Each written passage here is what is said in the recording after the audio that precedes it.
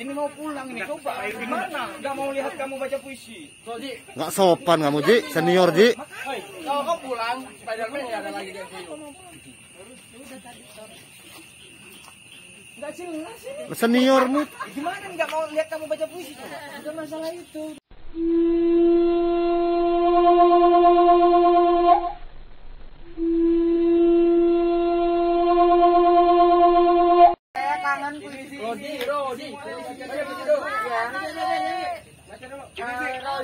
Kami kangen. Salah satu penyair favorit saya. Semua orang, favorit semua orang.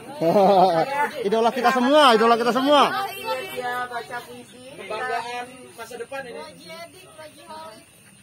Bisa kasih waktu beberapa saat Roji untuk googling. Ini udah. Udah. Terima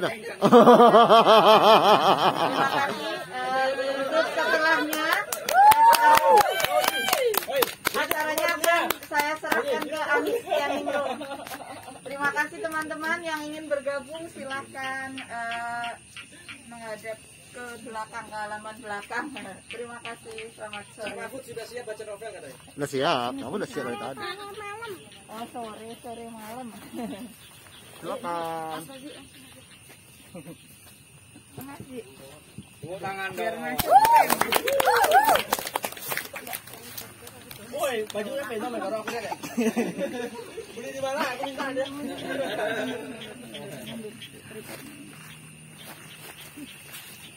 Dok, kunci ini, Dok. Enggak dikunci, itu enggak ada rahasianya. Selamat malam kawan-kawan. Woi, singo edan. Udah lama enggak baca puisi. Puisi yang 50 udah tadi nih. Waktu yang tepat untuk hidup kembali. Langsung aja lah ya. Puisi yang baru bisa tulis. Tadi sore. Nggak nyawer-nyawer uang dulu nih. Topinya kan udah nyawer-nyawer uang tuh. Topinya kayak Dandi ya. Nontonnya cerewet sih. Kapan dengerinnya nih kalau ngomong nih? Iya kamu nih. Exil 2. Tubuhmu seakan mendirikan wilayah bagi dirinya sendiri. Apa yang kau kerjakan di dalam dirimu? Melepaskan warna biru pada langit, mengubah rute perjalanan bagi kesedihan yang transparan. Malam adalah seekor gagak yang mematuhi jantungmu. Malam adalah api hitam yang menghanguskan puisimu. Malam adalah bau busuk dari mayatmu di masa yang akan datang. Ketika kau pejamkan mata, kenyataan ikut terpejam. Hari jadi gelap, masa silam kedap. Hanya serpihan salju melayang di balik jendela, seperti awan remuk pada pertempuran dewa-dewa. Kini kau dambakan hijau, hijau dalam puisi Lorca, hijau gairah masa muda. Di saku jaketmu masih tersimpan bekas tangannya. Setiap kali dingin menggigit, kau selipkan lenganmu ke saku dan kau bayangkan ia menggenggammu. Tetapi tak ada apapun setelah kata kau bayangkan. Kau bayangkan matahari tropis menghijaukan salju. Kau bayangkan aroma lada menghalau bau keju. Kau bayangkan lengannya menyeka keringatmu. Kau bayangkan tak ada apapun selain suara gemertak kayu di perapian itu. Terima kasih. Wah, belum kerekam, Ji. Ulang. Belum kerekam, Ji. Itu kalau Excel 2, Excel 1 orang mau tahu sih. Iya, penasaran kan. Excel 2 itu. Excel 1 Satunya gimana? Satu. Belum kerekam loh, Ji. Ulang. udah, Bang. Terima kasih. Maaf. Kasih. Potong Mbak Sukma belum bisa ikut. Enggak dimakan. Oh. Makasih ya, Ji. Ya. Makasih Roji. Makan Roji sekarang. Iya, gimana nih Mas? Makasih Mas Roji ya yang Hati mau aja. balik Hati yang opet. Hati-hati di Opet jalan. belum loh. Besok ketemu ya. HP-nya boleh dibawa hadiah baca puisi itu. Langsung pulang. Hati-hati, Ji. Hati ya. Tadi acara malam ini sudah dibuka oleh Mas Rozi dengan pembacaan puisi Eksil 2. Tapi secara resmi saya buka lagi ya Mbak ya. Selamat malam semuanya. Assalamualaikum warahmatullahi wabarakatuh. Waalaikumsalam warahmatullahi wabarakatuh. Selamat datang di panggung akhir tahun JBS. Jadi acara ini sudah hari ketiga. Acara ketiga dari Festival Sastra dan Buku Indie tahun baru di JBS 7. Setelah 2 tahun ya Bang ya. 2 tahun kemarin libur. Sekarang ada lagi. Nggak tahu libur apa Bang istilahnya. Jadi malam ini acaranya memang panggung akhir tahun, akan diisi dengan pembacaan puisi dari penyair yang sudah hadir di antara kita semua. Nanti ada juga penampilan spesial dari Cak Mahfud. Wow. Terus ada panggung bebas juga, membuka panggung selebar ini untuk siapa saja yang mau bergabung untuk menampilkan karyanya atau tampil apapun. Ya. Nyanyi dulu nih satu nih. Masa aku nyanyi kan lah di tengah-tengah lah penyanyian. Oh ya nanti juga saya akan nyanyi juga. Ditemani oleh Dangdut. Oke. Nanti yang mau apa sih request nanti bisa hubungi ya di panitia. Saweran ada Juragan Empang ya Mas, nanti saya nyanyikan itu. Sawer siapin ya, Krat. Udah latihan soalnya. Langsung saja masuk ke acara pembacaan puisi yang pertama. Ini sudah ada Raihan Robi. Jadi sekilas dari Raihan Robi ya, saya ceritakan sedikit. Dia ini penyair asalnya dari Jakarta, tapi sudah tinggal di Jogja cukup lama, beberapa tahun. Dia baru menerbitkan buku puisi yang judulnya Sisyphus Berhenti. Ada di atas. Ada di atas. Silahkan dikunjungi. Diskon 20%. Sisyphus Berhenti Mendorong Batu, bener kan Rob? Ya langsung saja saya panggil Robi. Kita beri sambutan yang mulia. Silakan Robi. Step manager kita. Serba bisa ya. Apapun.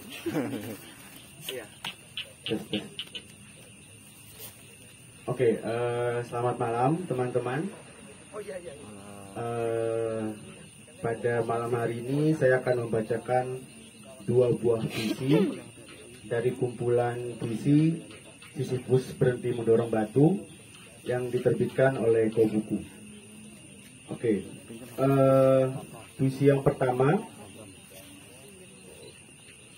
yang akan saya bacakan berjudul Arsitektur Banjir. Segala yang hidup bermula dari air. Kau terpana membaca sepotong kalimat yang tak tuntas itu. Tak pernah kau pikirkan bahwa segalanya bermula dari air. Jalinan tubuhmu, seciprat mani, segumpal darahmu, daging yang membungkus tulangmu. Seperti baru saja selesai membaca bait suci, ada ketenangan air yang mengalir dalam dirimu. Seperti baru saja melihat tagline iklan air minum kemasan, haus tersangkut di tenggorokan. Kau terpana melihat bagaimana air menggenangi kotamu yang sepenuhnya adalah rawa-rawa. 13 sungai menjalar melewati kotamu. Kanal-kanal yang ditinggalkan Belanda membentuk segregasi, memecah belah kotamu menjadi gorong-gorong dan gedung-gedung. Kau teringat debat program, janji-janji gubernur yang akan menyelamatkan kotamu dari banjir. Tapi banjir di kotamu tak ayal selalu politis, menjadi santapan televisi, sedang di banyak daerah yang juga perlu diberitakan, luput begitu saja. Sejenak kau berpikir, jika dahulu Tuhan mengirimkan banjir besar karena ia kecewa dengan umat manusia, mungkinkah ia juga kecewa dengan seluruh warga kotamu? Karena tak henti-hentinya ia mengirim banjir, dan tak perlu waktu 40 hari, 40 malam untuk menenggelamkan kotamu. Cukuplah hujan selama 40 menit dengan intensitas yang tinggi, maka tenggelamlah seluruh duniamu. Dan kau tahu, baik Ali Sadikin, Foke, atau Ahok dan Anies Baswedan bukanlah Nuh yang dapat menyelamatkan seluruh kotamu dengan bahtera janjinya.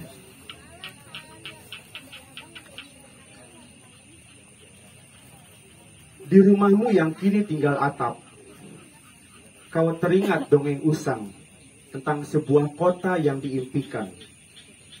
Sebuah kota yang pada akhirnya tenggelam ke dasar samudra karena amukan dewa. Dan untuk mencegah hal itu terjadi kedua kalinya, pemerintah di kotamu membangun tanggul laut, berusaha mencegah laut menelan daratan pelan-pelan. Tapi selama pompa-pompa air masih terus digenjot dan lapisan tanah yang seperti busa basah terus diperas, sedang hujan tak bisa menembus beton cor tempat kau berpijak, kotamu akan tetap tersusut 25 cm per tahun menjadi batu karang.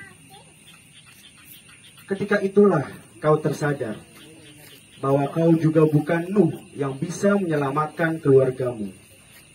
Dan kota yang kau banggakan itu akan menjadi Atlantis di masa depan.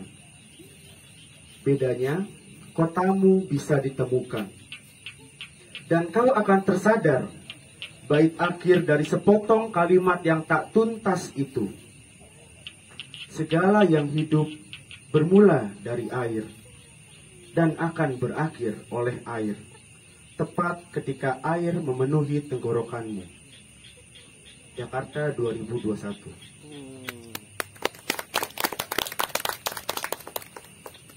Oke.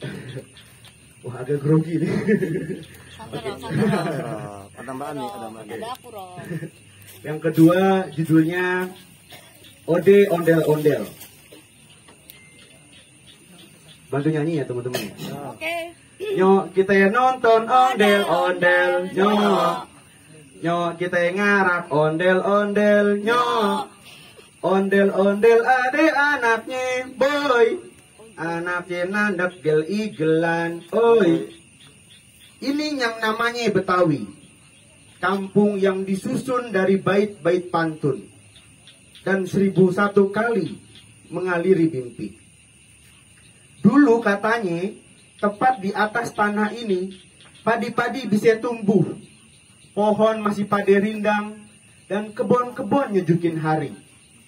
Kalau waktu panen tiba, dan buat ngusir bala, ondel-ondel kita arak, dia ngibing, keliling kampung.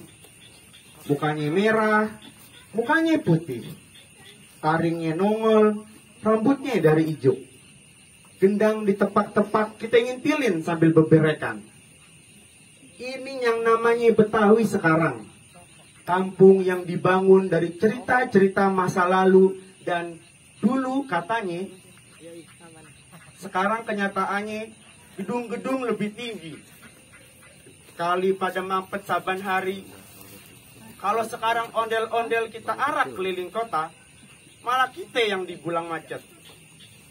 Ondel-ondel udah kagak bisa ngibing. Muter dikit nyenggol spion motor. Jalan rada ke tengah diklaksonin mobil. Pengennya mah ondel-ondel udah kembali kali.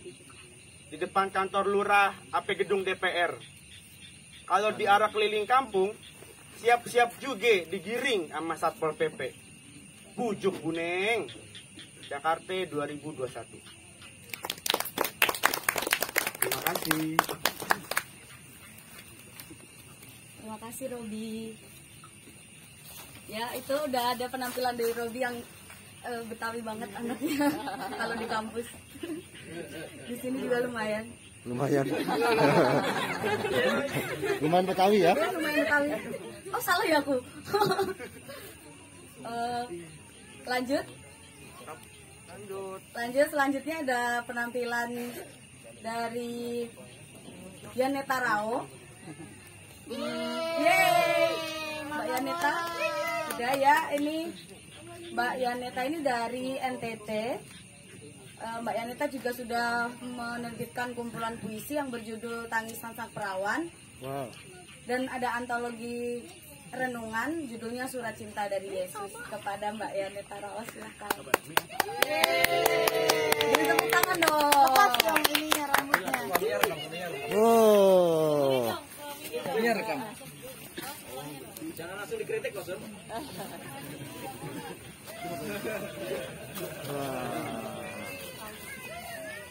Baik, terima kasih atas kesempatan yang diberikan. Saya akan membawakan dua puisi malam ini. Puisi yang pertama adalah sebuah puisi yang ditulis, puisi ungkapan hati dari seorang istri kepada suaminya. Tapi bukan untuk Sundi Thomas Alexander. Oh. Puisi ini adalah puisi cinta karya Mutia Sukma. Oh, Sukma. Kalau karya Mutia Sukma pastinya untuk Indrian Kautal. Oh. Puisi cinta karya Mutia Sukma. Aku mencintaimu bahkan ketika kemiskinan mengintai kita, sebab seburuk-buruknya kemiskinan ada sekaya-kayanya doa. Barangkali cinta kita yang besar tidak bisa dibandingkan dengan luas langit dan lautan, tapi Tuhan akan melindungi kita lebih luas dari keduanya. Mendekap kasihi agar kita malu bila merasa miskin, hidup pada dunianya yang kaya. Aku mencintaimu meski aku tahu suatu hari lilin tak akan dinyalakan lagi di atas kek ulang tahun. Pesta tak digelar, gelas sirup tetap tersimpan di lemari. Tapi cinta yang murni tidak hilang, meski embun hanya datang sebentar. Ku cintaimu tanpa syarat, pada dingin 0 derajat, atau suhu tertinggi yang tak tercatat pada termometer. Juga pada waktu yang melebihi angka 12 di dinding rumah kita. 2018. Oh. Bagus puisinya. Terima kasih.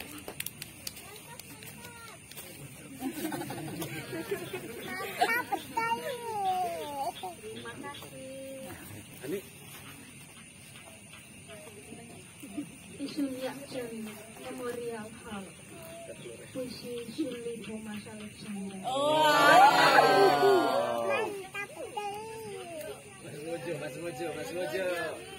Masih. Tapi untukmu, wahai Sun Johnson, dari Nanyang aku bertandang, menjarahi sesayup riwayatmu yang turun-temurun dituturkan di rumahku selepas makan malam. Dulu ada seorang haka, seorang dokter, berikhtiar membedah kanker yang menggerogoti tubuh Cina dengan revolusi. Dan ia menumbangkan feodalisme yang telah bertahta lebih dari 2 milenia. Demikianlah cerita ayahku dengan gema terus memanjang sepanjang ingatan, sepanjang usia. Maka aku pun menjengukmu sebagai tamu yang latah, mencoba kembali membaca sejarahmu lebih utuh, dari ruang ke ruang, dari kiri ke kanan, dari hati ke hati, seraya menggali setiap haru yang nyaris terkubur di tanah jauh, tempat kami menggenapi nasib sebagai tamu abadi. Tetapi sunyi, pulau ini pun ibarat tanah perantauan atau rumah pelarian bagi mereka yang mengaku bersetia pada api 1911, pada bendera matahari, sepenuh rindu juga dendam memandang daratan yang kian menjauh dari kenangan. Juga bagimu yang diungsikan sebagai Bapak Bangsa dalam wujud monumen peringatan mirip ilusi. Sebab siapapun bakal mengenali api yang dulu kau percikan di Hong Kong atau London, di Penang atau Guangzhou, namun tidak di Pulau Indah ini, di mana arjamu tegak selayak tamu agung di tengah hari, dan San Min Cui yang mengilhami bangsa-bangsa mulai dinyanyikan dengan sedikit sangsi, hingga setiap dari kita mesti membaca ulang riwayat diri sendiri. Karena itu, terimalah kiranya tabiku Sumsen, tabi orang Hakka yang gagap mengenang tanah leluhur dan menjaga lidah ibu ini. Taipei 2016. Terima kasih. Nyanyi dong, nyanyi. Oh iya, nyanyi. Musiknya gimana? Tahu, ada soundnya Nepal. Musiknya bagaimana? Sekretariat. Nah, judulnya apa? Sekretariat. Hah, jangan. Iya, enggak apa-apa. Apa Mbak? Sekretariat. Sekarang begini lupa nyanyi lagu. Sekretariat aja. Yang paling gampang. Request. Ya, yuk. Yuk. Sekretariat. Lagu apa ya? Sekretariat. Haleluya. Boleh, Nita. Haleluya. Kan untuk doa ini. Sendai lengkap. Oh, apa lagu? Sendai lengkap. Instrumennya, pakai instrumen. Tunggu bentar ya guys, masih persiapan. Sekretariat bagus. Minta JBS tahun Iya. depan siap keyboard. Iya. Masukkan yang mantap. Sekretariat lah. Sekretariat, iya, Nita. Salah. Biar rumahnya diberkati. Haleluya. Sendai lengkap. Jangan krimis mengundang. Jangan deh.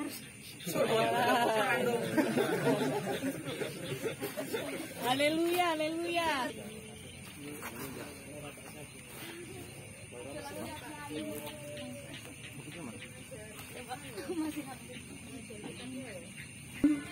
Her beauty and the moonlight over Julia. She tied your pulling her kitchen chair. She broke your throne and she got your hand, and from your lips she drew the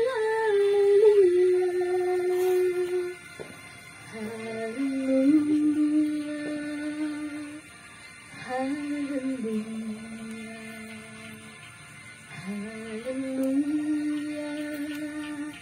Hallelujah.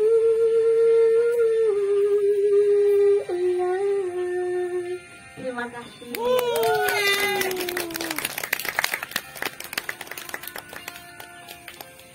Terima kasih Mbak Neta. Syahdu sekali dari Mbak Neta tadi setelah membacakan puisi lalu menyanyi. Terharu. Terharu. Bagus kan? Selanjutnya ada penampilan dari Yetendra PB. BP. Soalnya saya ngetiknya salah. Mas Tendra, silahkan untuk menampilkan sesuatu. Wah. Mas Tendra ini penyair ya. Pesulap. Penyair, fotografer juga. Dari Padang. Reporter juga ah. Reporter juga. Teman-teman tulis. Oke, teman. Ya, silakan Mas Hendra. Model juga. Model juga. Nanti tolong foto ya Mas. Makasih. Makasih ya nih. Iya Mas. Selamat malam teman-teman. Pak Uwo langsung muda. Desember Jogja. Buku gagasan asing, berbagi marah dan senyum, dan panggilan seluler. Malam dimulai, seakan tak ingin berakhir. Hening sesaat, lalu berisik lampu pada mata dan jalan, dan manfaat baru, hotel, office shop, barber shop. Di bawah angin naik dingin, Kali Code masih mengalir pelan seperti langkah api dalam sepuh. Alunan gening gaib melewati tidur berjalan sejarah. Pelancong hanya tertawa, bakpia dan foto bersama, kebahagiaan batin medsos mereka. Barangkali matahari esok masih mengarahkan pandangannya pada kuku tangan, memberi rasa hangat pasir selatan. Barangkali matahari esok masih membuka mata yang lelah. 2017.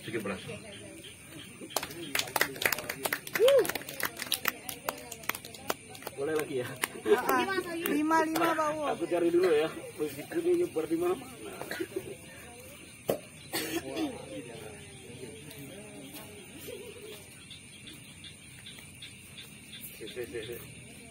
Sabar. Sementara aku cari biji, aneh boleh joget. Joget.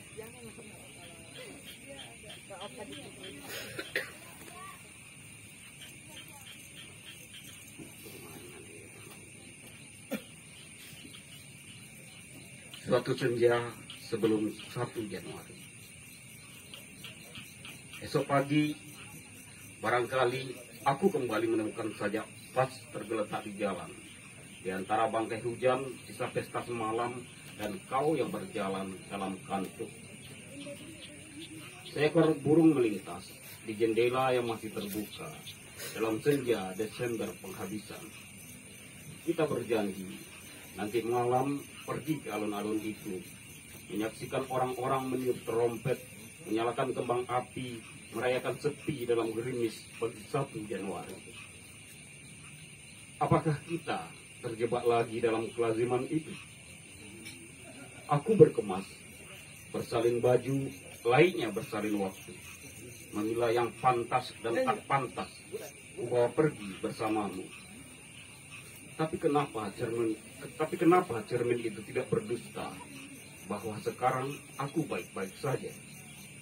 Sebentar lagi senja akan pudar. Sebentar lagi aku akan menutup jendela, menemuimu, membuka jendela yang lain. Itu buku. Udah, itu aja ya. Satu lagi Pak Uwo, lagi. Botol kosong. Ongi. Manusia utama Pak Uwo. Suli masalahnya megang botol gitu takut. Manusia utama. Manusia utama. Ngai ini dulu ya. Iya. Oi.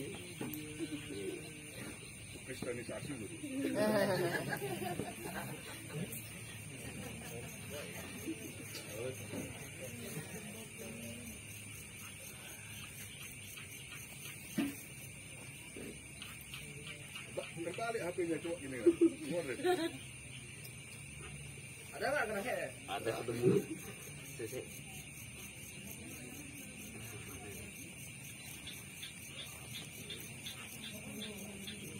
Ngai Oini.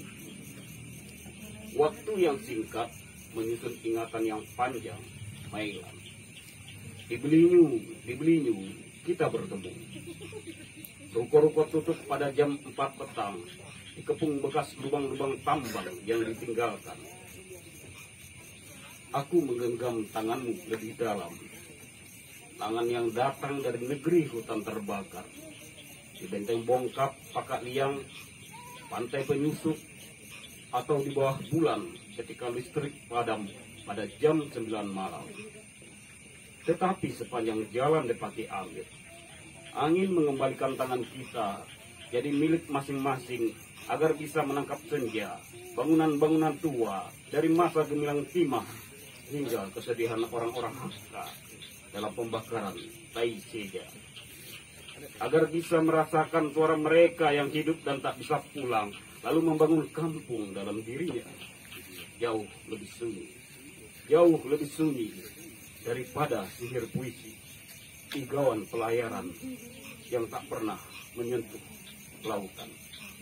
Linyu, Yogyakarta, Agustus 2009. Manusia utama. Aku baca puisi nggak nangis-nangis nggak apa-apa ya. Panas dek, buang ke sana. Oh, azan pas itu.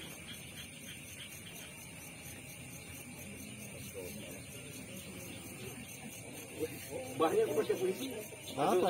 Iya. 3 lagi juga boleh. Oh iya, Fajar Pak. Agak dokter. Ya, Baca dulu Baca satu dulu, puisi satu masih aman kok, masih aman. Masih aman kok.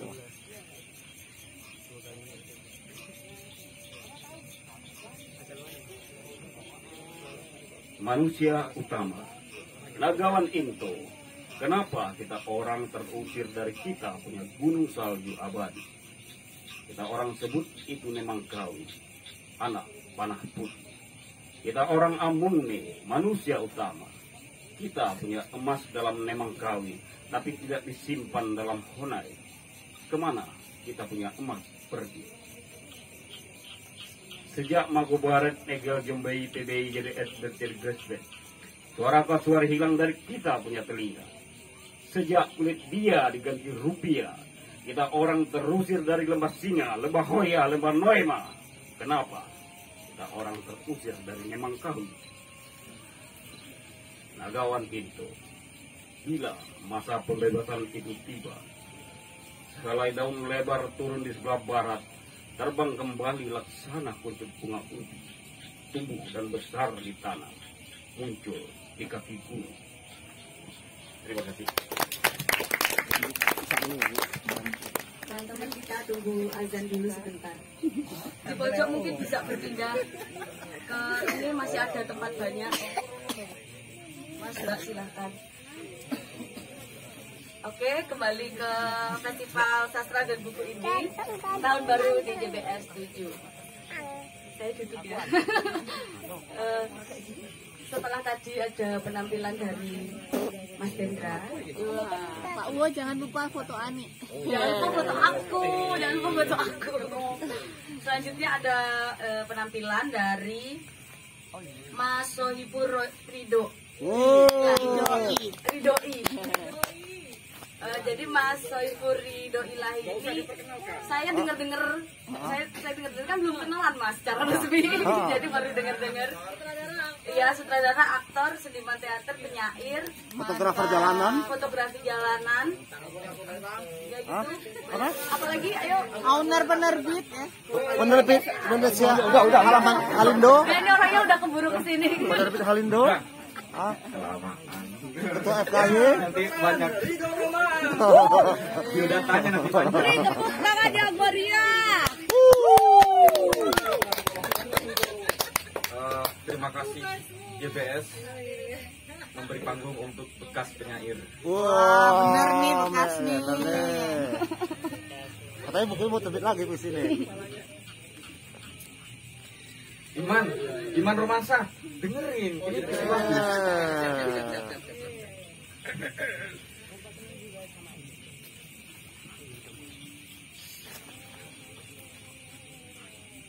Blues untuk Allah.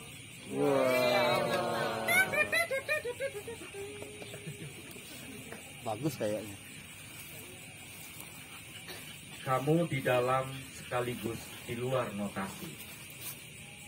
Saya menyaksikan sepotong spasi lengang menuju inti, melampaui tapi. Kamu Kamu merapal lirik dengan suara serak. Saya memasuki partitur dan terjebak di sepanjang garis dan tangis para budak. Kini saya mencintai pokok biru, meratapi apa saja di dinding langitmu, merentangkan tangan dan menunjuk satu. Tetapi kamu di mana-mana, baik di dalam kata maupun di dalam kita, baik di dalam bunyi maupun di dalam sunyi. Suatu kali saya sangsi pada tanda dan durasi, misalnya pada sejumlah frasa dalam kitab melankoli atau ungkapan yang mengumbar janji dan birahi. Saya berangkat ke tepi, mencari kata kunci. Saya harus berjalan lagi di sepanjang melodi, di sepanjang spasi, menuju inti. 2017. Woi, mantap. Jalan menempuh kilometer yang jauh seperti mengukur ingatanmu, seperti mengukur kalender yang rapuh. Jalan yang kau tempuh penuh belukar dan luka yang memar.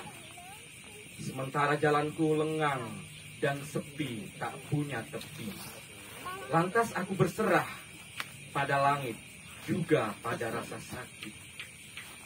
Tapi setiap pahit tak mesti jadi jerih. Dan aku pergi, tapi arah mengabaikan aku. Lalu aku kembali, tapi peta tak menyimpan pulang.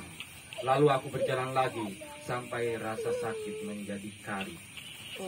2021, ini baru. Katanya mantan.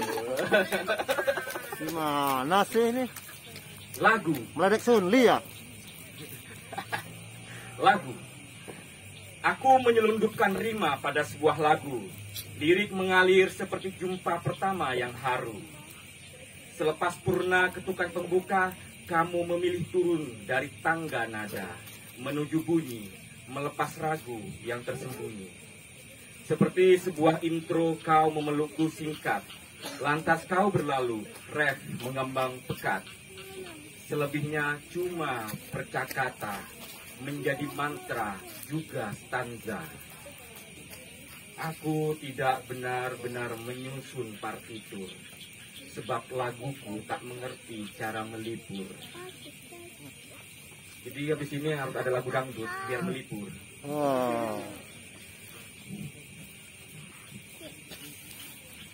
Bajumu tak lagi berwarna gani, rangselmu gerak oleh peri. Aku menghidu bau pantai, tapi kau tak suka gelombang. Ini nggak ada judulnya. Ya. Wah, mantap Terakhir. sekali tuh. Puisi terakhir. Jangan Halo terakhir. pemirsa yang ada di rumah. JBS TV. Kita sapa JBS TV. Yang menyaksikan dari JBS TV. Puisi terakhir ini puisi yang tak selesai seperti novelnya Sunni Thomas Alexander yang sudah 10 tahun masih di bab 1.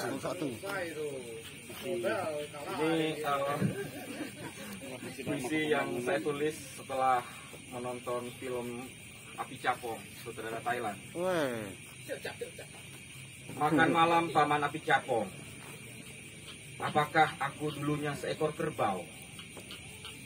Bunmi, liar tak selalu milik malam, hutan boleh tak mencekam.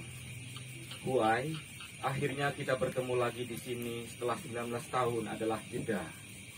Tapi aku tak pernah lupa makna sua. Kursi-kursi ini telah menyiapkan dirinya untuk kita kenang selamanya. Gelas tengah terisi dan menu sederhana.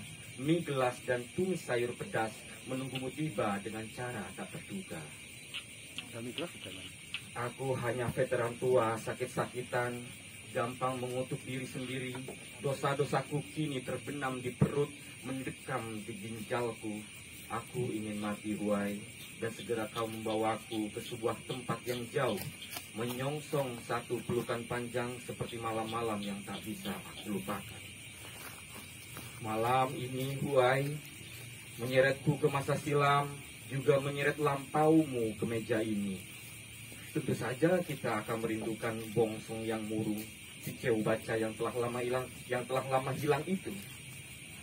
Ia di depanmu sekarang, matanya merah menyalang sunyi di malam malam. Tapi Huai, Kelak orang-orang akan mengenangnya sebagai seekor hantu monyet dalam beberapa lembar foto kusam bersama sekawanan tentara. Maafkan aku, Bumi, tetapi apakah waktu? Sejak itu, hari tertidur, usiaku diam, menolak tumbuh. Aku datang untuk merawat sakitmu, menemani seduh sedanmu, Bumi. Membuka-buka album foto pemakamanku, aku tahu setiap lembarnya pasti membikin laramu purna. Bumi, apakah kau dulunya seekor kerbau yang berontak dari dadu yang menambatmu di pohon? Ketika akhirnya kau lepas, lalu berlari membelah sawah, aku tahu tak ada yang berubah. Di sampingmu cuma sepi, tajam bagai belati. Aku mendengar suara-suara yang akrab seperti rekaman yang diputar berkali-kali. Matamu terbuka, tapi di depanmu hanya gulita. Kenapa waktu bisa berhenti di tubuhmu? Seperti itukah wajah kekal? Aku acap ke kuil, rindumu tak bisa kau tolak, dan kau kemari.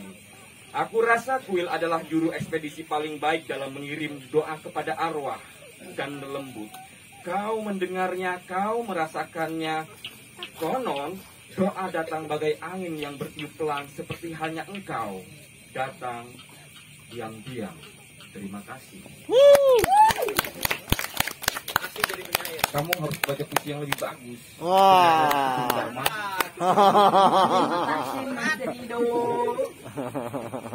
Ya, selanjutnya kita akan memanggil penampil.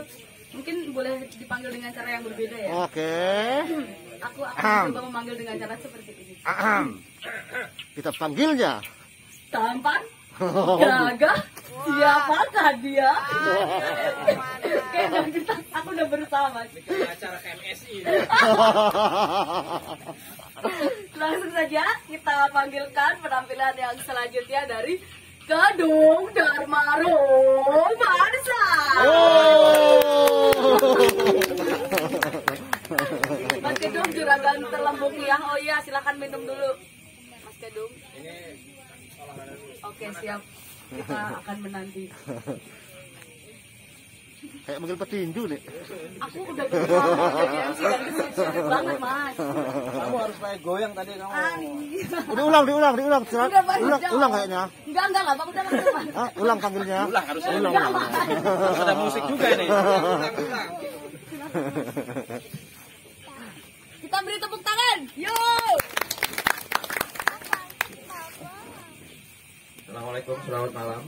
Salam. Aku suruh baca puisi 5, tapi kayaknya kebanyakan. 3 aja lah. Ya, 3 aja ya. Hah? Panjangnya. Kemalaman nanti pada mau tahun baru ini. Panjangnya, kamu tuh baik. Kalau pakainya panjang? Kira-kira Asun. Satu baris. Oh. 3 aja. 3 ini sedang-sedang ini. Yang 1 panjang sih, dikit. Panjang dikit. Nggak usah dipesan, Rabi. Ada tote bag-nya juga. Oh, ada tote bag-nya juga. Oh iya, ini bisa dipesan Paket. Rahim. Oke. Diskon 20% loh. Ada tote bag-nya juga, bisa buat apa? Keren. Gaya-gayaan lah gitu.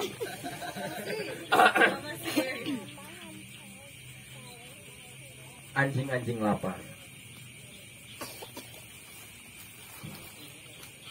Ketika matahari sembunyi di kegelapan lain, pintu-pintu menutup dirinya dari gelap, dari dingin, dari panas, dari angin, dari lapar dan haus. Ketika matahari membuahi pohon-pohon dan jalan-jalan macet oleh catatan belanja, mulut-mulut membuka diri di kamar-kamar, rumah-rumah, kantor-kantor, mal-mal, hotel-hotel, dan orang-orang masuk dengan senyum yang ramah, dengan kepala yang resah. Untuk menambal laparnya, mereka membanting tubuhnya di ladang-ladang, di batu-batu, di ranjang-ranjang, di meja-meja, di rumah-rumah doa, di jalan-jalan, di sampah-sampah, di atas tubuhnya sendiri. Dan anehnya, mereka bahagia keluar masuk dari mulutnya.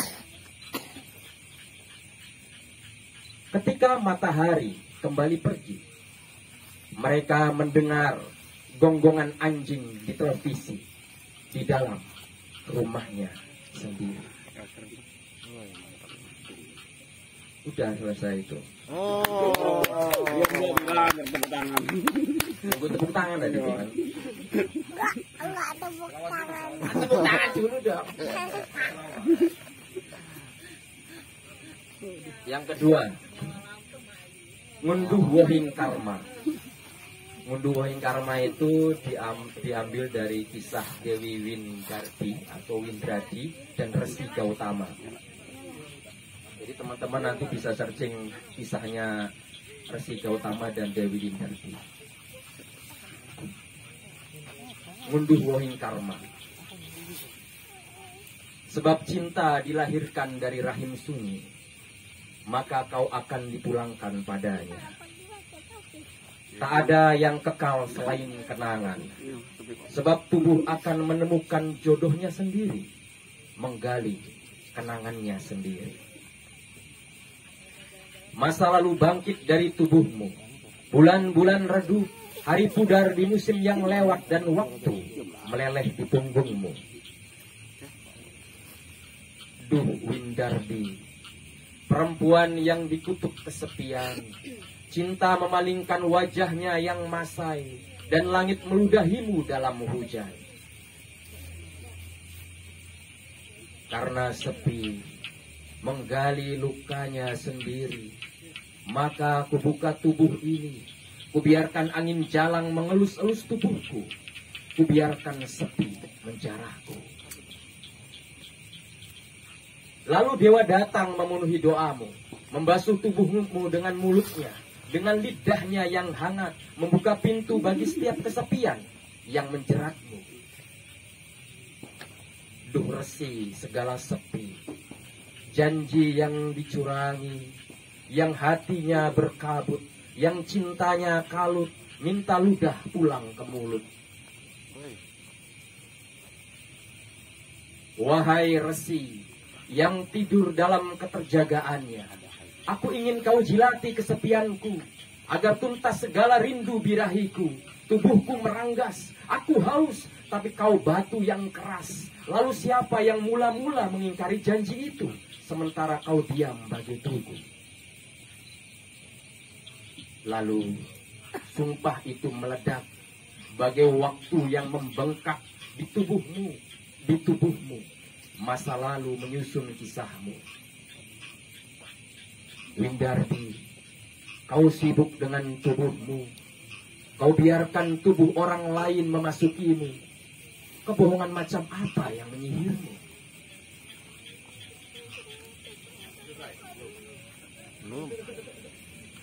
Belum ya? Belum.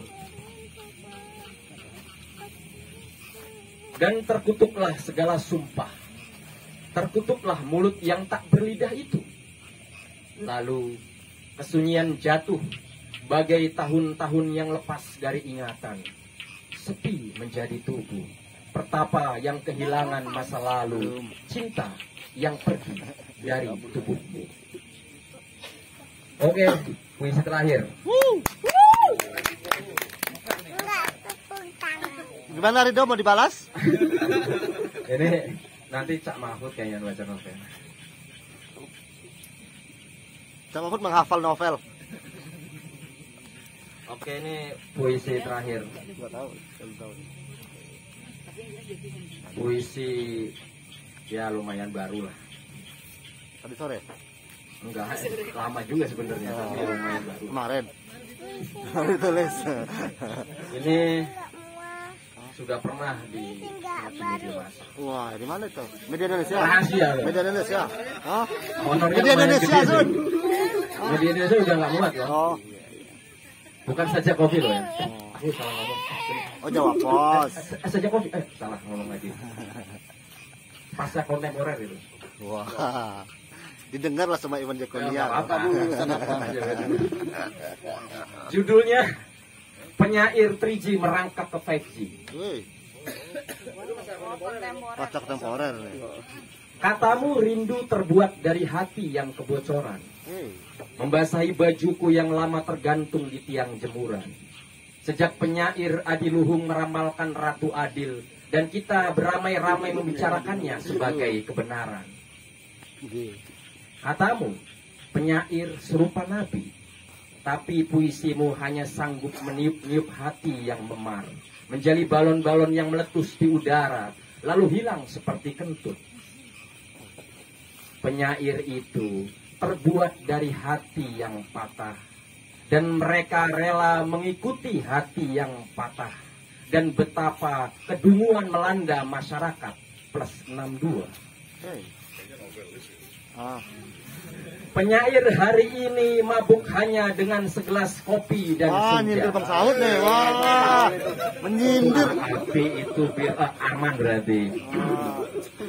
Penyair hari ini mabuk hanya dengan segelas kopi dan senja, teler dan meracau di mana-mana. Lalu ketika ditanya, siapa kamu?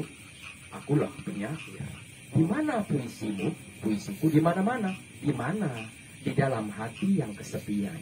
Di mana alamatnya? Di mana-mana. Nah, katamu penyair bisa mengubah dunia, tapi puisimu cuma like and comment, nyangkut dalam jaring laba-laba. Katamu penyair seperti semut yang membawa air untuk memadamkan api yang membakar Ibrahim. Tapi semut adalah semut, nabi adalah nabi, jangan halu. Katamu puisi sanggup menggerakkan perut yang lapar, sementara laparmu tidak bergerak kemana-mana, tidur dalam keputusasaan. Penyair hari ini cuma ghosting yang dikejar-kejar ketidakadilan. Penyair hari ini cuma kamu yang bisa mendefinisikan, lainnya salah semua. Terima kasih. Jogja 2021.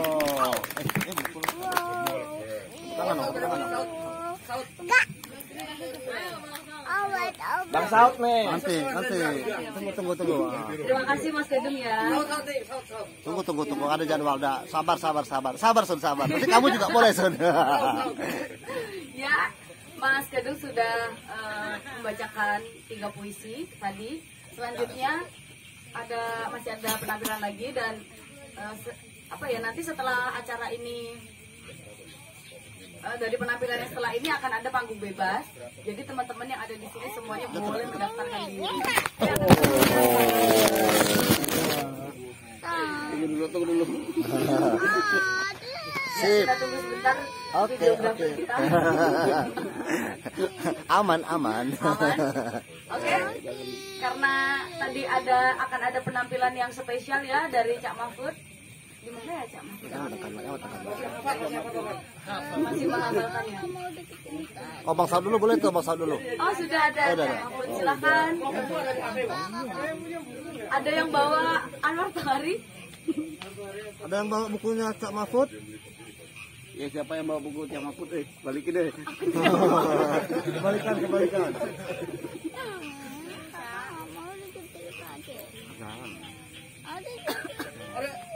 Ada di HP enggak? Ada. Aku jarang ke sini. Oke, cari aja nanti. Sebutkan 5 nama itu. Oh, pinjam Nina JBS itu 1. Laris.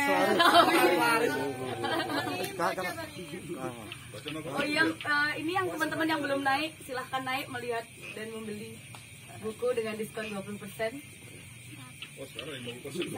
Oh iya. Wow. Waktu tutup ya.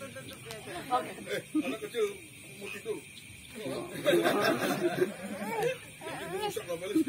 Tidak mau gimana mau ke sekarang? Apa bentar? Oke, Bang Saud dulu. Oke, kalau gitu seperti request penonton semua yang ada di sini, kita panggilkan. Bang Dini boleh ya manggil cara manggilnya? Coba, Bang Saud. Ya. Silakan Bang Saud.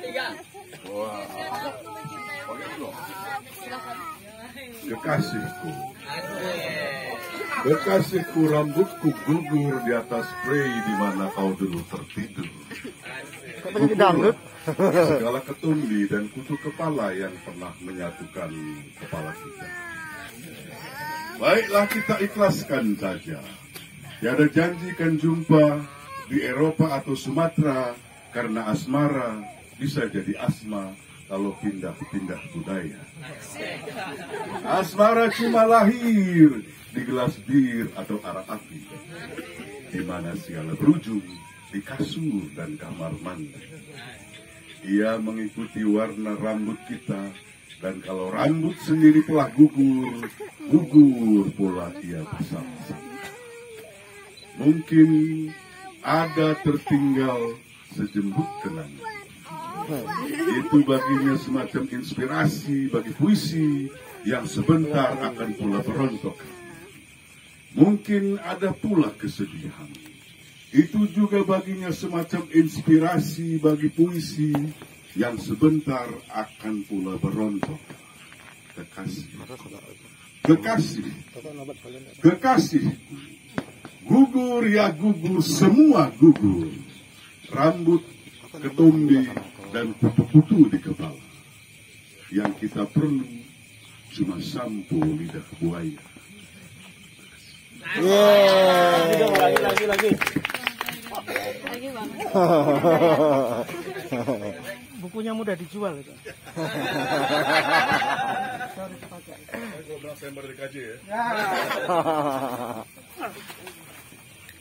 Selamat malam teman-teman. Itu bukan hanya spesial untuk acara ini, spesial juga untuk saya.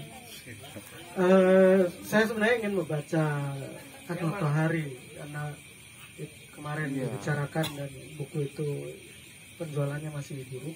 Tapi kayaknya di sini ini namanya aja jual buku sastra, Bang. Oke.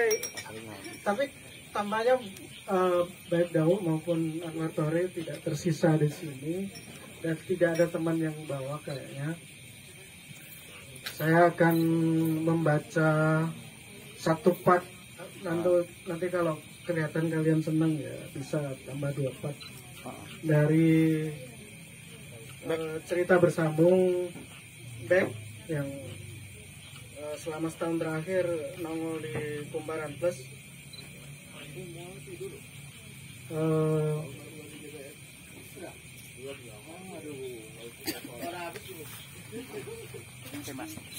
Back saya tulis sebenarnya sejak 2010, merupakan semacam kelanjutan, boleh dibilang seperti itu, dari Kulit, tapi dia memakai cara menulis yang berbeda juga dengan pandang dunia yang berbeda. Jadi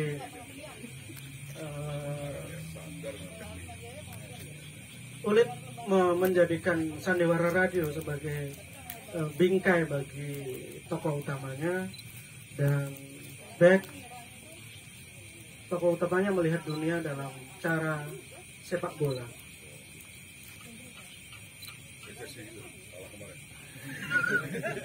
Persis seperti itu, penuh penderitaan.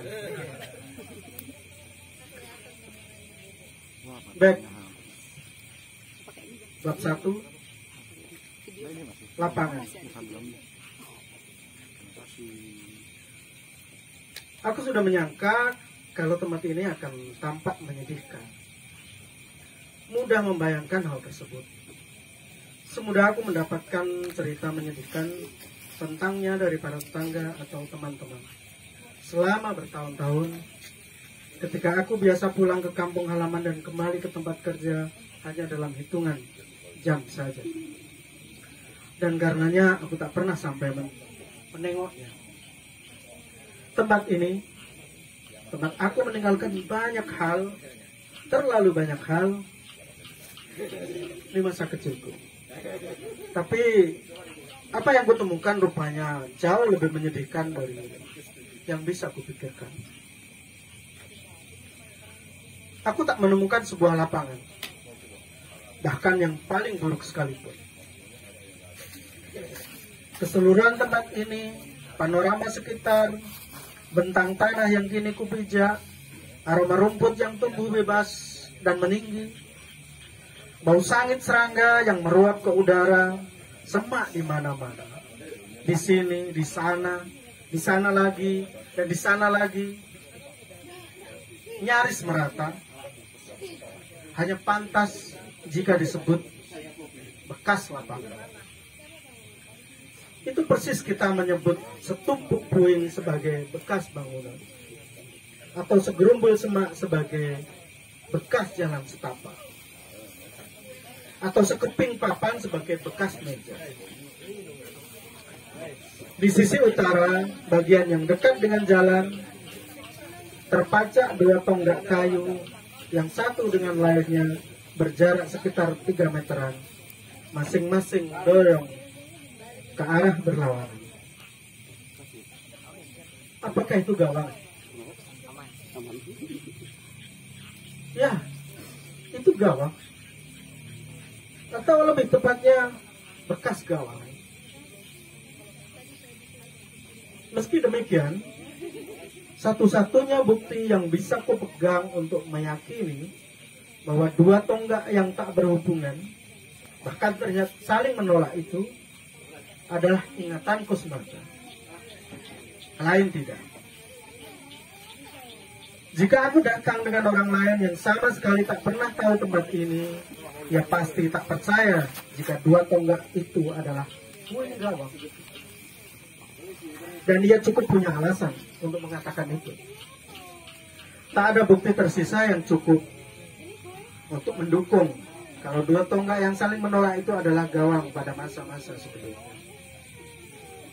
Tak tersisa bekas mistar di sana. Tak juga ada sisa-sisa repihan kain jaring. Dan tak usah ditanya perihal tanah, cekung, becek, dan botak dengan bekas-bekas tapak sepatu bola, tempat biasa seorang kiper berdiri termangu sendirian. Tak ada apa-apa. Bahkan pada salah satu tonggak terlihat seekor sapi jantan besar yang tengah memamah dia. Boleh jadi sapi itulah yang memamah pun yang telah lunak dan berjamur paling akhir dari gawang yang sedang kucari. Membelah bekas lapangan itu menerobos rumput liar setulang kering. Aku mengayun kaki dari arah utara menuju ke sisi selatan. Sepatu bola berbu 6 yang baru pertama kalinya aku coba pakai meski sudah kubeli sejak setahun lalu, terasa goyah dan menderita ketika menyentuh permukaan tanah yang jauh dari rangka. Ia adalah sepatu bola termahal yang pernah kupunya, yang kuhadiahkan untuk diri sendiri demi menyambut hari ini. Ketika aku kembali ke tempat ini setelah tak kurang dari 15 tahun meninggalkannya, aku nyaris terguling ke samping ketika menginjak gundukan kecil dan cukup keras yang bersembunyi di balik rumput tinggi. Beruntung tubuhku sedikit bisa mengimbangi dan engkelku tak sempat tertekuk. Tapi jelas aku merasakan denyar di tubuh karena sempat membayangkan bagaimana rasanya dengan berat badanku yang sekarang jatuh terpelanting ke samping. Yang menyusul kusadari 2 kakiku berlari dengan menyeret dan berseok. Segera terasa kedua tungkaiku berkoordinasi dengan amat baik. Barangkali sepasang kaki balita 3 tahun yang baru 2 bulan bisa berlari akan berlari jauh lebih baik dari itu. Dan alangkah berat badan rasanya. Berapa lama kedua kaki ini berdiam di bawah meja kantor, terbekap dalam sepatu pantofel murah, meringkuk dalam kaos kaki yang resmi, dan keriput oleh hawa sejuk pendingin ruangan. Berapa lama kaki ini tak berlari dalam sepatu berpul, ini sepatu yang hingga usia 15 kupercayai sebagai satu-satunya jenis sepatu yang berjodoh dengan kakiku. Mungkin 3 tahun. Aku mendengar mulutku sendiri mendesiskan jawaban. Aku tentu saja tertawa.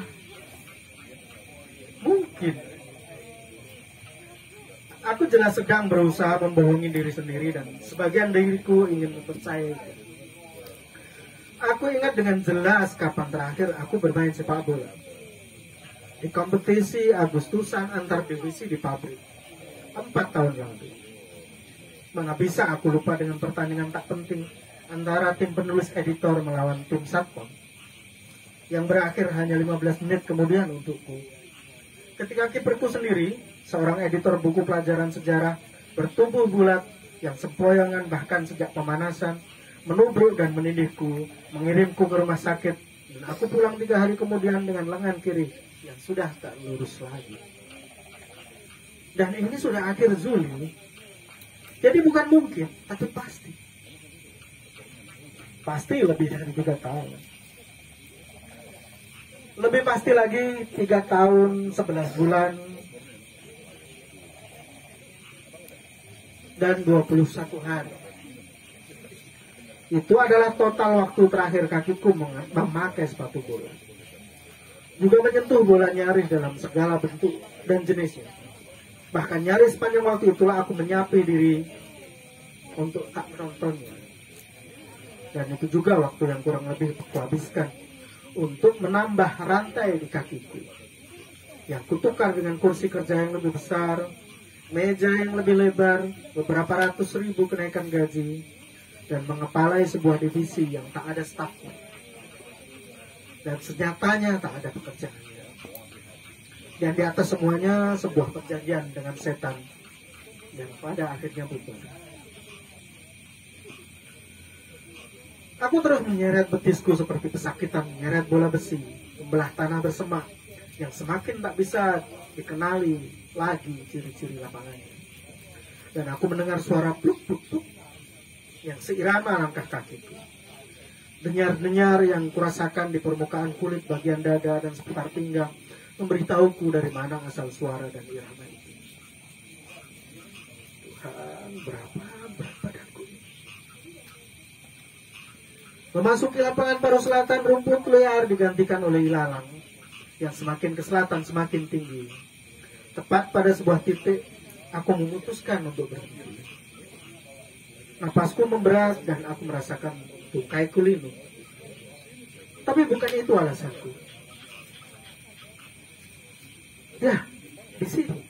Pasti di sini. Pasti di sini. Desakku pada diri sendiri. Aku celingak-celinguk seperti anak pramuka sedang mencari sandi petunjuk. Ini tempat apa dan di mana dan akan menuju kemana. Tak ada apa-apa yang bisa kujadikan pengaruh. Aku tak diragukan lagi adalah seorang manca yang memasuki negeri asing. Aku menjejak-jejak tanah di bawah sepatu bolaku. Tanah ini terlalu lunak, nyaris becek. Apakah aku masih ada di dalam lapangan? Atau jangan-jangan sudah masuk hutan? Gerumbul ilalang hampir setinggi paha bersambung langsung dengan rimbun hutan jati milik perhutan. Pagar hidup yang dulu jadi pembatasnya sudah tak ada lagi. Tak ada secuil pun bukti jejak artefak atau apapun yang bisa membantuku menentukan.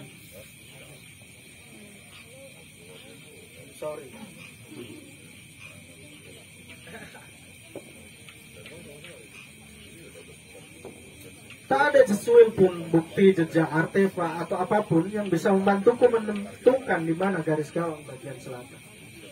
Dan gawang atau bekas gawang atau tanda-tanda bahwa di tempat itu pada suatu masa pernah ada gawang sama sekali tak dapat kutemukan. Lebih parah dibanding yang di belahan utara, tak ada sekeping pun bekas tiang gawang yang tersisa. Gawang itu hilang, membawa serta garis lapangan bagian selatan. Aku putar badan, kini menghadap ke arah dari mana aku datang. Menatap sapi simpul yang tercencang di sisa tiang gawang sebelah utara sebagai acuan. Kukira-kira aku buat semacam ukuran maya dalam kepala tentu dengan ketakyakinan dan keraguan yang tak mudah diterima. Memandang ke seantero lapangan dari tempat di mana sekarang aku berdiri, ku coba membayangkan apakah benar rumpun ilalang yang sekarang ku pijak adalah tempat di mana aku sering berdiri sebagai seorang bek kiri dalam formasi 3-5-2, mengamati permainan dan bersiap menghalau setiap serangan. Setelah beberapa saat mencoba, mematut-matut, membuat ukuran-ukuran maya, pada akhirnya aku hanya bisa memperkirakan saja. Aku yakin di sini, gumamku, dengan nada jauh dari mata. Atau, setidaknya di sini. Kataku lagi, sembari menggeser berdiriku sedikit ke depan, lalu geser lagi selangkah ke samping. Aku mendapatkan sedikit penguatan ketika memandang ke sudut kiri lapangan sisi selatan, tempat gerumbul ilalang tumbuh paling tinggi. Ya, pasti di sana, pasti di sana. Aku manggut-manggut sendiri. Sudut kiri selatan sejak dulu telah ditumbuhi ilalang. Jadi kusimpulkan disitulah pasti sudutnya. Kalau main pakai back sayap, aku akan sering main di situ. Kataku lagi. Seakan-akan seseorang ada di sampingku menyimak ceritaku tentang bekas lapangan dan segala riwayat. Agung kemana anak itu? Kerja apa dia? Sudah kawin belum? Dan apakah masih sekencang dulu larinya? Atau jangan-jangan sepertiku, tak main bola lagi, linu dan lemah? Aku tertegun-tegun membayangkan betapa menderitanya Agung, bek sayap kiri tercepat yang pernah ada dalam sejarah sepak bola desa ini, saat lari dan membawa bola di antara ilalang setinggi itu. Tapi tidak saja Agung, bahkan jika bek sayap itu adalah Aji Santoso atau malah Roberto Carlos, mereka semua akan dibikin menderita.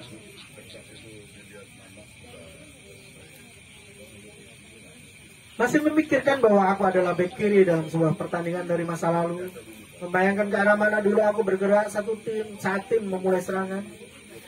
Aku berlari kecil secara diagonal ke area sayap kiri, menyeret kaki, menyibak alang-alang.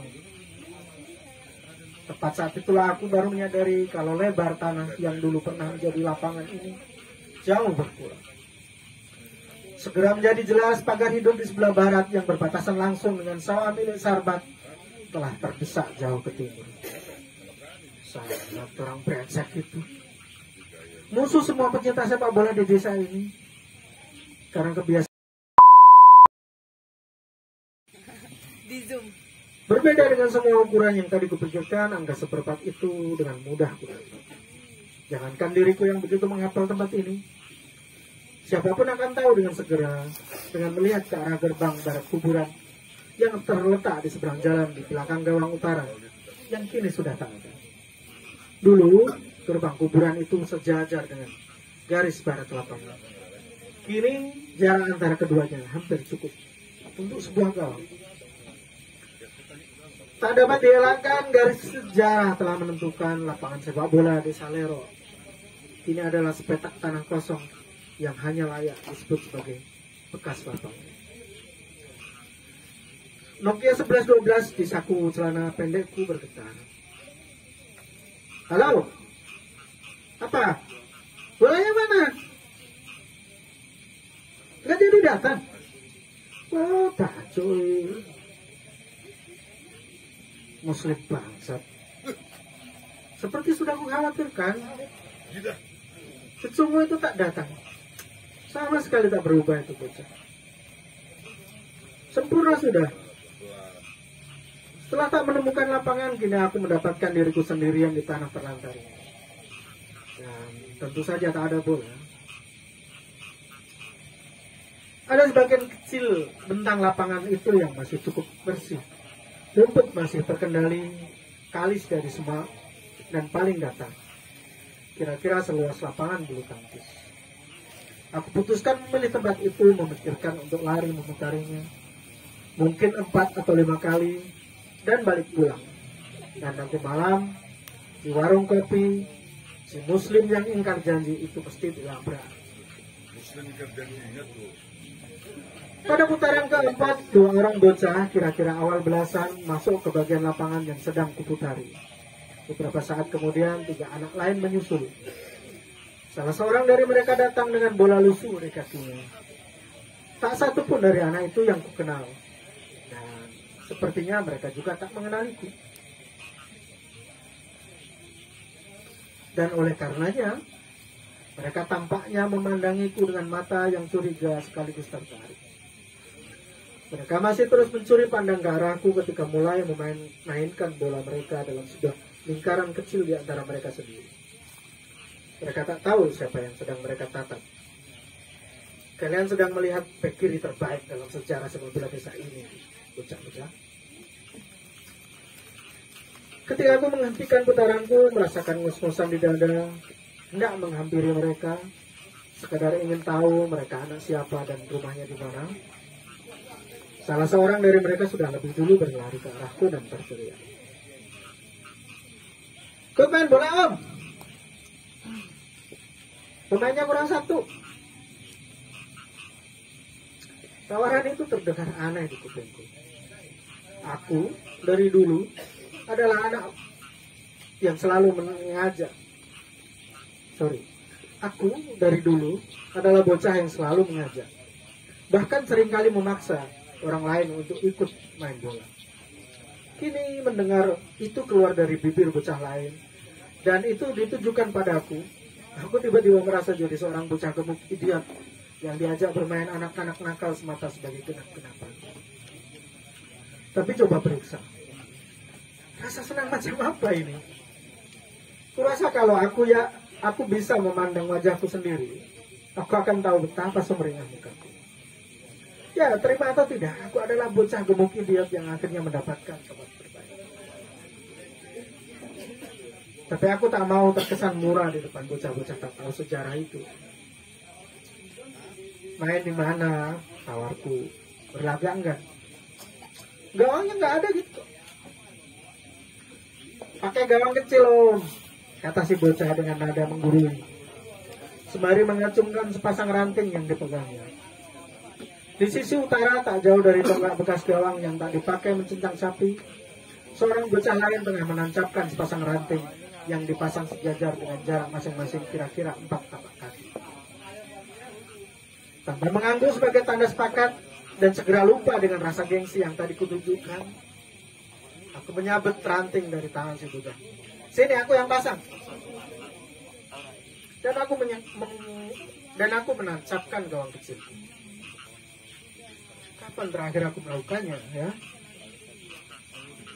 "Omnya mau, kita main 3-3. Teriak si bocah memberitahu teman-temannya yang menunggu. Tim segera dibagi 2, karena menjadi satu-satunya orang dewasa, aku ditempatkan di tim yang 2 pemain lainnya adalah bocah-bocah paling kecil di antara kelima dari mereka. "Kalian maju, aku back," seruku. Begitu gawang kecilku telah berdiri. Untuk sepak bola gawang kecil, orang terakhir di depan gawang adalah back. Dan aku tahu, orang itu haruslah aku. Bola gembos dilempar ke udara dan diperebutkan. Pertandingan dimulai. Dan segera saja kelihatan lapangan tengah kami kalah total. Dan gawang yang kukawal segera mendapatkan gempuran. Tapi segera kurasakan, aku tak hanya menghadapi gempuran tim lawan, tapi juga berat badan dan otot yang karat. Beberapa menit setelah sekian percobaan dan beberapa blok dan penyelamatan, sejauh itu hasilnya lumayan. Aku Isdan, aku back, dan aku mau menjadi back. Itu kata yang kuucapkan di kelas 3 ibtidaiyah saat diminta menyebutkan cita-citaku di depan kelas. Aku mengulanginya lagi di kelas 1 SMP, kemudian sekali lagi di kelas 2 SMP. Kini, sore ini, di depan sebuah gawang selebar 4 tapak kaki, pada usia nyaris 30 namun dengan kondisi badan serasa jelang 60, kembali kutandaskan bahwa aku adalah seorang back. Aku Isdan, aku back, dan aku tetap seorang back. Lalu sebuah sontekan pendek yang memungkasi sebuah umpan tarik dari kanan gagal kupotong. Sepakatnya tak sempurna, tapi justru karena itu aku tertipu. Kakiku mati langkah, bola membentur betis bagian dalamku dan bergulir pelan ke dalam gawang kecil yang kujaga. Aku terjengkang, bercetak gol dari tim lawan keranjingan. Berlari memutari lapangan kecil kami sore itu dengan tangan terentang dan wajah mendongak. Mirip dan tak kalah bahagianya dengan Tardelli yang baru saja memastikan Italia juara dunia. Demikian, terima kasih.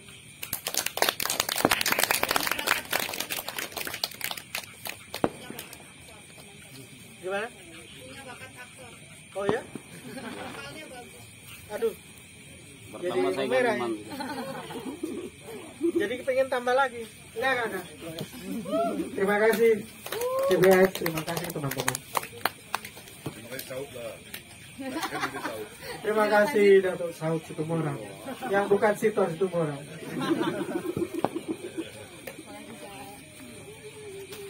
Ya. Halo.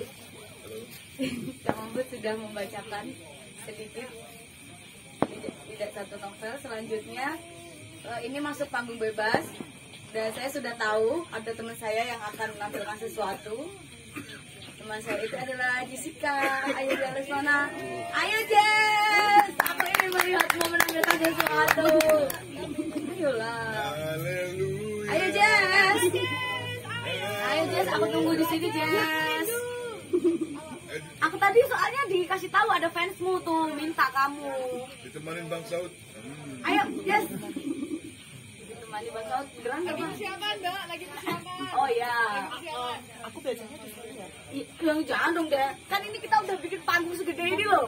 Wah. Dari sini dia maksudnya. Oh. Pengalaman kepenontonan juga. Oh iya. Oke. Siap. Oke Jess. Udah mau mulai Jess? Kameramen, jangan lupa. Haleluya. Haleluya. Bingung.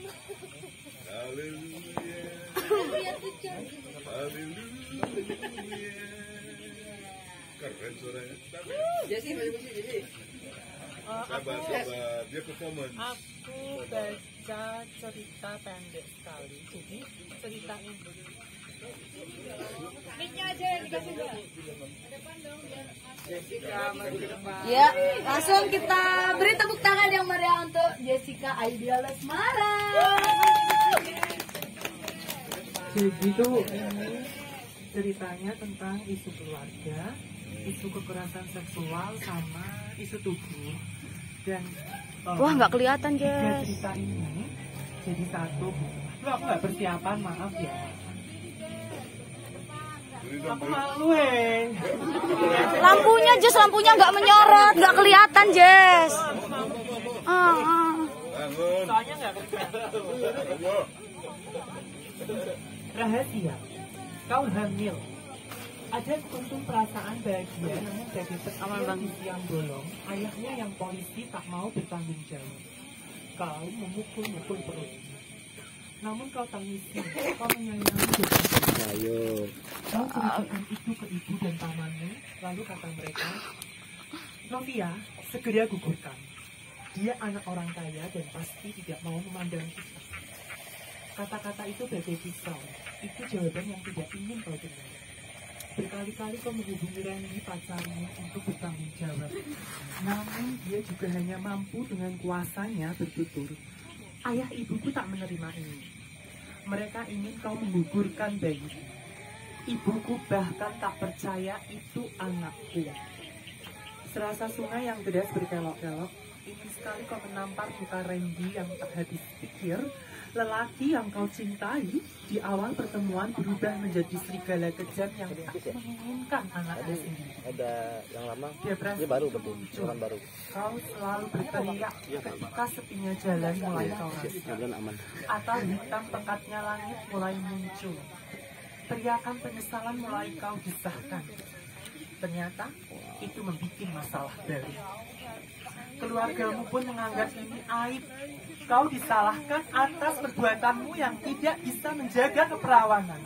Kau disalahkan karena kau mau saja kesucianmu direnggut. Semuanya salahmu karena kau hamil. Di sisi lain memang keluarga Randy sangat murka dan menganggap kau menjebak Randy dengan bujuk rayu hingga Randy mau saja menghamilinya. Semuanya menjadi begitu jahat. Kau merasakan sentripetal dunia ini kejam. Bagaimana mungkin kau tidak menyerahkan kesucianmu pada cintamu?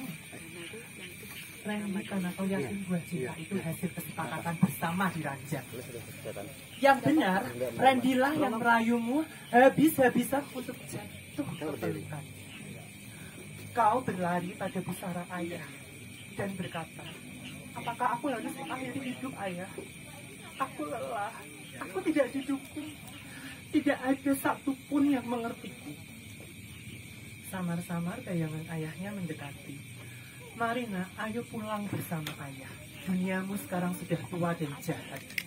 Kau sebagai perempuan akan selalu menjadi korban.